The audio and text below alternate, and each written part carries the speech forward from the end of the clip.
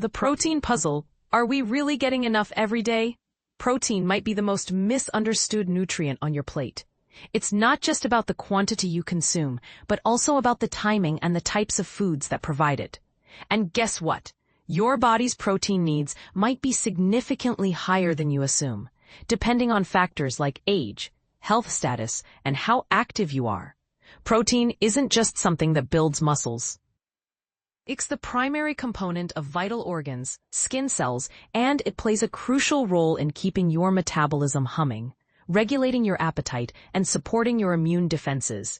While our bodies can manufacture some of the amino acids, the building blocks of protein, we have to rely on our diet for the essential ones that our bodies cannot synthesize.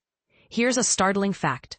Unlike carbohydrates and fats, our bodies don't have a dedicated storage for protein. As Ann Causel, a registered dietitian from Colorado State University explains, we store carbs and fat, but since protein isn't stored, we must consume it every single day. Underconsuming protein over prolonged periods forces our bodies to break down muscle tissue to meet protein needs, something no one wants unwittingly happening. After reviewing expert opinions and scientific research, we've identified 6 common mistakes people often make in their pursuit of optimal protein intake. 1. Neglecting protein at breakfast. Do you tend to reserve most of your protein for dinner? Many do. The typical pattern involves consuming minimal protein at breakfast, moderate amounts at lunch, and then a protein-heavy dinner featuring chicken, steak, or burgers. Studies estimate that Americans may consume nearly half of their daily protein in one dinner meal alone. The issue? Common breakfast selections like bagels, sweetened cereals, pastries, and breakfast bars are generally low in protein and high in refined carbs. This dietary pattern can lead to blood sugar swings and increased hunger during the day. Protein stimulates feelings of fullness, satiety, and helps maintain steady blood sugar. Skimp on it at breakfast, and you might find yourself craving sweets, chips, or unhealthy snacks by mid-morning or afternoon. Clinical trials reinforce this. Both children and adults consuming protein-rich breakfast foods report feeling fuller longer and snack less across the day. Causel notes from her counseling practice. When we increase protein at breakfast, clients often say, I can finally control my snacking and sugar cravings. It's almost miraculous. A general recommendation for beginners is to aim for 25 to 30 grams of protein with breakfast. If you habitually have a bagel, try adding 1 or 2 scrambled eggs. If muffins are your go-to, switch to plain Greek yogurt, topped with nuts, seeds, and a handful of berries. Other protein-friendly options include cottage cheese, hard-boiled eggs, or breakfast burritos filled with scrambled eggs, beans, cheese, or avocado. Smoothies made with quality protein powders derived from egg whites, whey, soy, or peas are also excellent choices. 2. The peanut butter protein myth. Peanut butter is often touted as a protein powerhouse, but there's more to the story. A recent report from leading sports nutrition scientists cautions against overestimating peanut butter's protein contributions. While it's a nutrient-rich food, packed with fiber, vitamins, minerals, and healthy unsaturated fats, peanut butter is also very calorie and fat-dense. Jose Antonio, a professor specializing in health and sports nutrition, points out, if you check the label, you'll see peanut butter consists mostly of fat. Sure, it's the good kind, but it shouldn't be mistaken for a high-quality protein source. An ounce, roughly 2 tablespoons, provides about 7 grams of protein, but has 16 grams of fat and around 190 calories. The takeaway? If you rely heavily on peanut butter to meet your protein needs, be aware that its high calorie content can lead to unintentional weight gain. It's a healthy addition to a balanced diet, but not a primary protein source. 3. Older adults often miss their protein targets. Protein needs change as we age, yet many older adults don't eat enough to maintain muscle health.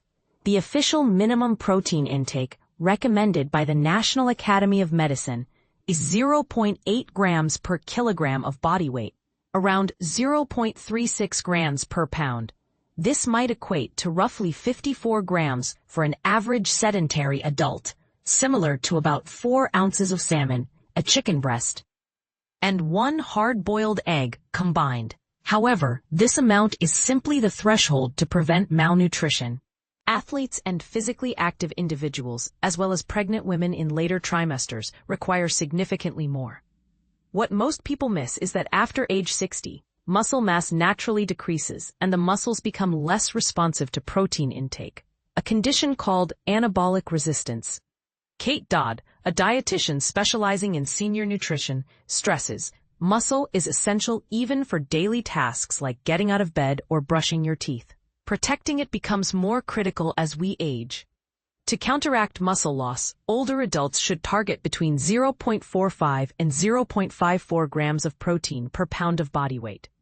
For a 150-pound individual, this means consuming about 68 to 81 grams of protein daily, well above the standard minimum.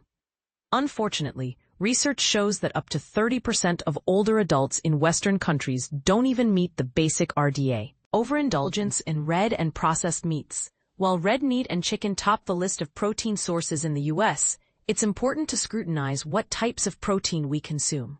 Red meats like beef, pork, lamb, and veal contain high levels of saturated fat, which can elevate LDL cholesterol, the bad cholesterol linked to heart disease. Processed meats such as hot dogs, bacon, sausages, and deli slices come with added sodium, saturated fat, and preservatives. There's evidence suggesting high consumption of these products raises the risk of cancers, especially colorectal cancer, which alarmingly is increasing among young adults. The American Institute for Cancer Research advises limiting red meat intake to about 3 servings per week, 12 to 18 ounces cooked, and recommends minimizing processed meats as much as possible. Are we too quick to fill our plates with convenient yet risky protein choices? 5. Skimping on seafood. If you're not eating enough seafood, you're missing out on some of the most nutrient-dense protein options available. Seafood is rich in protein, vitamins, minerals, and particularly omega-3 fatty acids, essential for heart and brain health, yet not produced by our bodies. A standard serving of wild salmon, 3.5 ounces, packs about 22 grams of protein, equivalent to nearly 4 eggs. Despite such benefits, 90% of U.S. adults fall short of the recommended 2 seafood servings per week. Why does it matter? Studies spanning hundreds of thousands of adults show that regular seafood consumption reduces premature death risk. Eating